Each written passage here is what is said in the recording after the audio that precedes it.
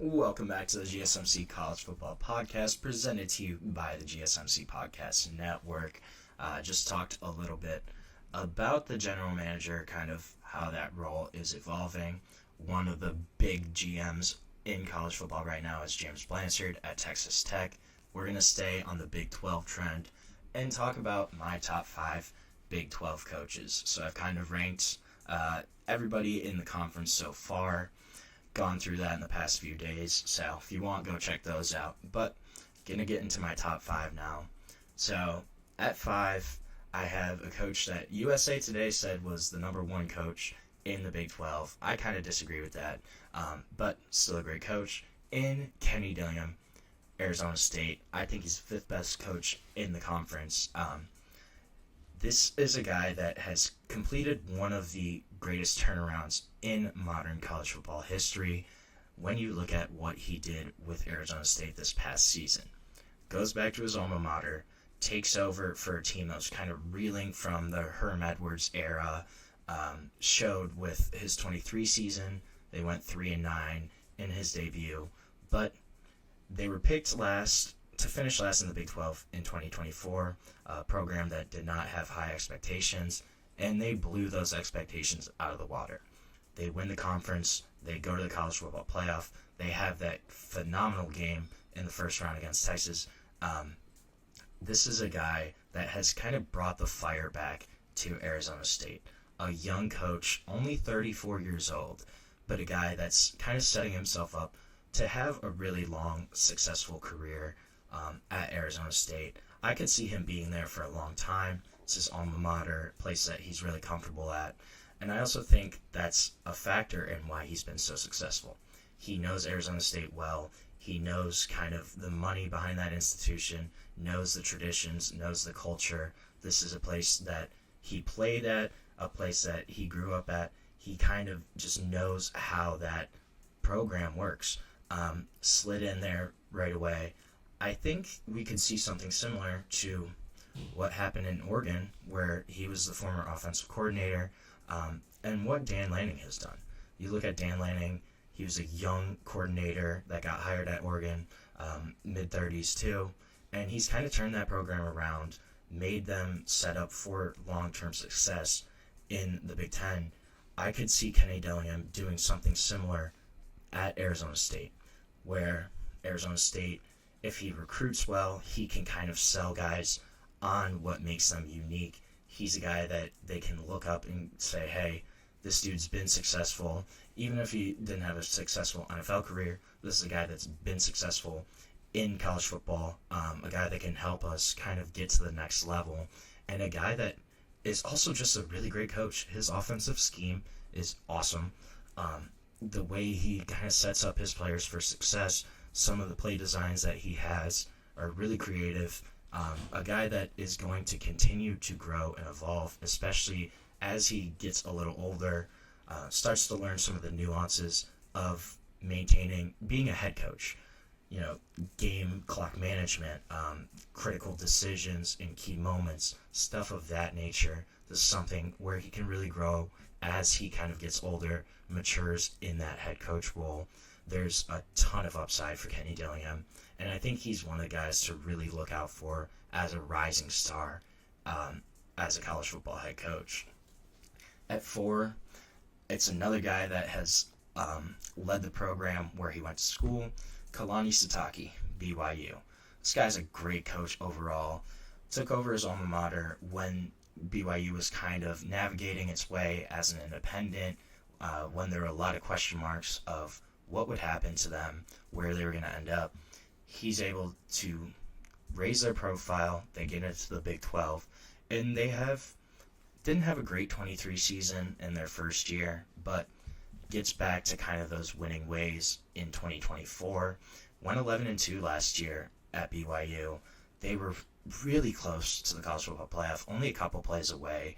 A team that was consistently in the top of the rankings in projected brackets kind of throughout the entire season. And BYU is a place where Sitake, he knows the culture. He can build up that program. They're back to maintaining their winning ways. They have had 7 bowl appearances in his 9 seasons there. an impressive 45-18 since 2020. So this is a guy that has built them into a 9-10 win team every year. Really successful, and if they can kind of continue raising that profile, especially when you look at some of the moves they've made on the basketball end is really interesting. Have a huge clash coming in on basketball. If they can kind of maintain that, and just in terms of raising the overall profile of the university, this is a place where I think Sitake is going to have consistent success. It's a program that he has maintained really well, able to kind of keep guys in from transferring. They haven't had a lot of transfers out, and has gotten players to kind of play up to their potential. BYU isn't a place that's really bringing in a lot of high-profile recruits, but they did pick up a huge tight end in the 2025 class. That's their highest recruit to date. So kind of on the up and up in terms of recruiting, in terms of staying consistent, and a lot of that is due to what Kalani Sitake has kind of built there. I think he's the fourth best coach in the league, a guy that I don't think he's going to lose anytime soon. BYU, I think they're going to be at least bowl eligible pretty much every year that he's there, besides maybe a down year here or there. Chris Klieman, he's my number 3 head coach. Kansas State, a guy that really goes under the radar. And Kansas State, just in general, a program that is always under the radar. All Chris Klieman knows is success. He's had winning seasons every year, but one season since he started at North Dakota State as their head coach in 2014. Has had a 48-28 record in 6 years at Kansas State. Kansas State, every year, they're consistently in the title picture. They won the league in 2022. Last year was considered a down year for them, and they still won 9 games. They still won 9 games for the 3rd season in a row, and they're just a really well-coached team. Chris Klieman knows how to get his guys to play. He knows how to win football games, and he's continued to do that at Kansas State. And when a down year is 9 wins, that's a really good indicator that you're in a great spot as a program.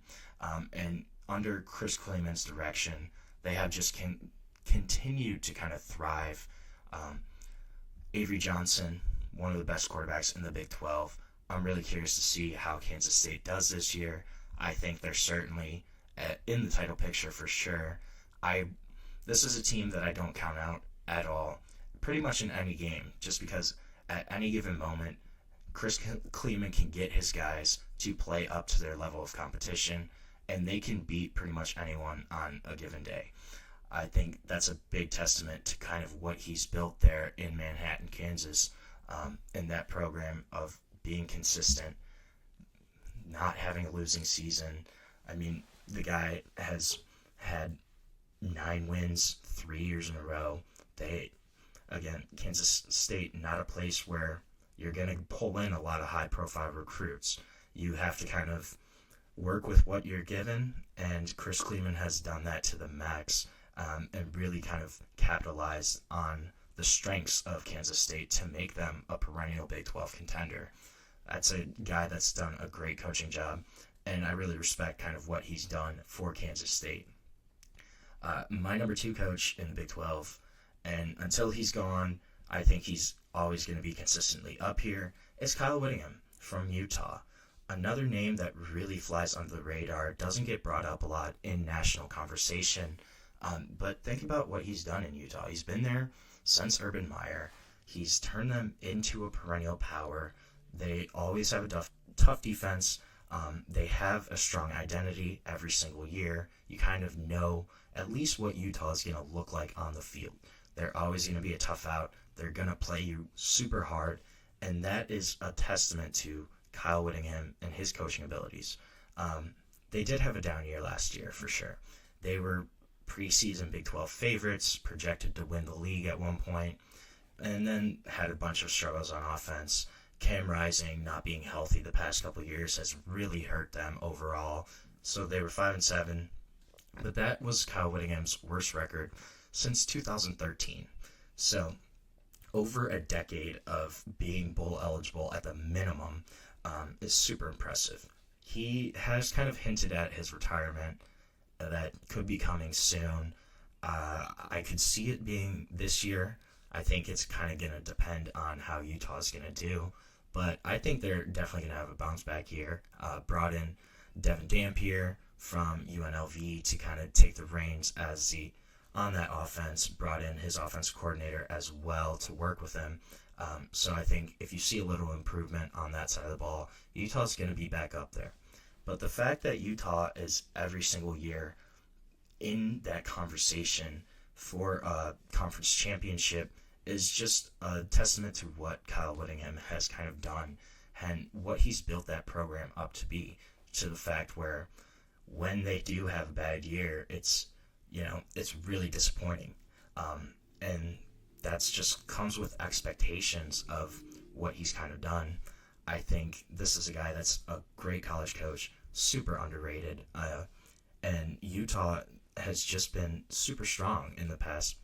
I mean, pretty much during his entire time as a head coach, especially in the past 10 years, I would say every single year Utah is a super tough out, and that's because of Kyle Whittingham, of kind of what he's built there in Utah, I think.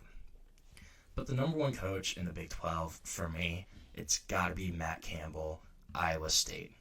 So think of where Iowa State was when they hired Matt Campbell. They were coming off 3 straight years of at least 9 losses. And since then, since Matt Campbell's been there, they have gone from a complete afterthought to a team that is consistently pushing above its weight, consistently fighting. After 9 seasons there, he's the winningest coach in school history, has 64 wins. Last year, he achieved the team's first 11-win campaign. And this is a guy that could have left Iowa State multiple times. He had NFL interest at one point. He's been constantly kind of rumored as a guy to move up to a bigger program, higher profile, but has stayed at Iowa State, stayed in Ames, and built something really special there. So to the point that they are no longer kind of an afterthought. They do still kind of have some down years under Matt Campbell. I think that's more of just the kind of the talent in the program that is where this is a program you have to have guys that you develop for a couple years and they kind of blossom as juniors, seniors. So, every year, every couple of years, you're going to have a year where you had a super heavy upperclassmen team, all those guys leave, then you have a really young team the next year, and it could be kind of a struggle. That's just the place where Iowa State is. But the fact that Matt Campbell has brought them out of the abyss, pushed them to become a team that is no longer just an afterthought, no longer a pushover. That's a testament to all of his ability as a head coach. I think it's incredibly impressive what he's kind of built there in Ames, and just where they've come from to where they've gone is a huge, huge testament to Matt Campbell and to his coaching staff overall there. So we're going to take our second break of the show right now. When we come back, I want to look at the 2021 recruiting class, kind of see where some of those guys ended up, who's gone, who's still in college. There are a couple, but we're going to get on into all of that when we come back on the GSMC College Football Podcast.